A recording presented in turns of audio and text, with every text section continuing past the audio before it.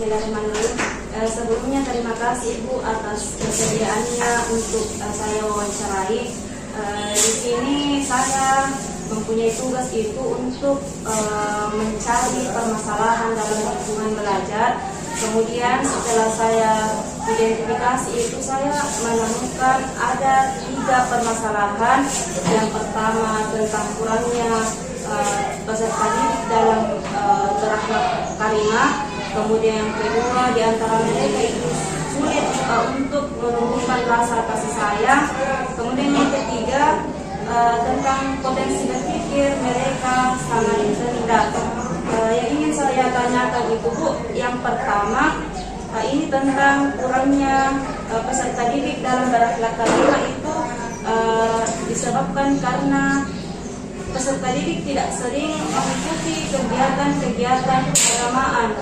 Menurut Ibu, kenapa bisa peserta didik itu tidak sering ikut dalam kegiatan-kegiatan keagamaan Ibu? Terima kasih sebelumnya. Kalau menurut saya, mengapa itu peserta didik jarang mengikuti kegiatan-kegiatan keagamaan? Biasanya itu anak-anak kalau sampai di rumah kadang pulang. Itu pekerjaan orang tua, anak kan bermacam-macam. Jadi kadang dari orang tua juga jarang atau bagaimana ya untuk memperhatikan anak-anaknya, misalnya untuk pergi mengajinya ataukah ada kegiatan-kegiatan di masjid mereka harus hadir. Terkadang itu anak-anak ada yang memang betul-betul berantusias sekali, dan ada juga yang tidak, karena itu artinya saya kembali lagi ke faktor lingkungan keluarga lah. Kalau memang orang tuanya begitu mendukung, di sekolah kita juga sarankan seperti itu, sampai di rumah orang tuanya juga mengerti tentang agama, ya jelas juga anaknya akan seperti itu. Kalau begitu Bu, kita lanjut ke pertanyaan kedua. Di sini permasalahannya itu tentang beberapa siswa kita itu kurang menemukan rasa kasih sayang sesama teman. Nah, di sini saya mengidentifikasi masalahnya itu karena kurangnya hubungan komunikasi antar sesama siswa. Kira-kira kenapa bisa Bu hubungan komunikasi itu kurang terjalin antar sesama siswa?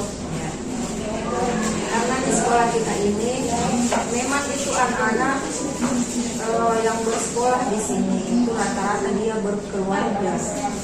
Ada ikatannya antara satu dengan yang lainnya. Jadi misalnya antara dia yang bersepupu atau yang bersaudara, kayaknya mereka lebih dekat untuk ke teman yang keluarganya begitu. Tapi bukan berarti dia tidak berteman dengan yang lainnya, ya. Tapi memang nampak di sini kalau mereka itu akrab-akrabnya dengan teman yang keluarganya, sekalipun mereka akhirnya bergabung dengan yang lainnya. Kita lanjut ke pertanyaan ketiga Bu. Di sini jenis permasalahannya itu potensi berpikir peserta didik itu sangat rendah. Di sini saya lihat peserta didik kurang kesulitan menjawab soal-soal yang mudah. Kenapa Bu bisa seperti itu?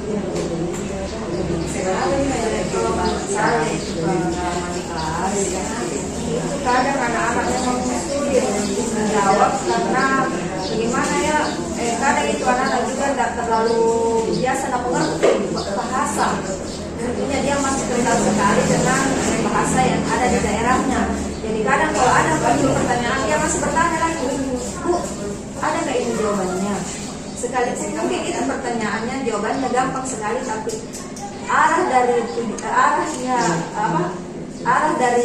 pertanyaan itu dia tidak tahu, tidak mengerti, karena kadang faktor itu faktor kita kembali ke faktor bahasa.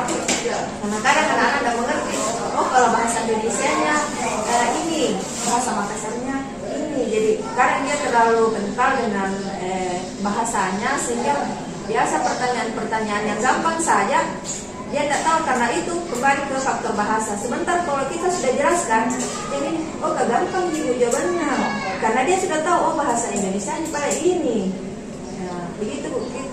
Terkadang kita cuma terkendala ke faktor bahasa Ji. Sebenarnya bukan di masalah artinya anak itu tidak bisa menjawab pertanyaan sekalipun dia itu gampang, tapi kalau sudah kita jelaskan tujuannya itu, arahnya itu kemana pertanyaan, dia sudah bisa kita jawab.